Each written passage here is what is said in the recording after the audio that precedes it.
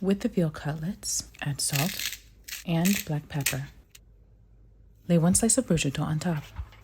Secure sage leaves using a toothpick. On a plate, add flour. Dredge each piece of the veal. In a skillet on medium heat, add extra virgin olive oil and unsalted butter, then mix. Add 2 veals. Cook for 1 minute on each side. Place the veal on a paper towel-lined plate and repeat.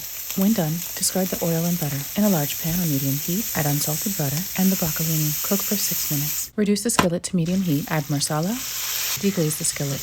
Add chicken stock. Sprinkle pepper and salt and toss. Add water.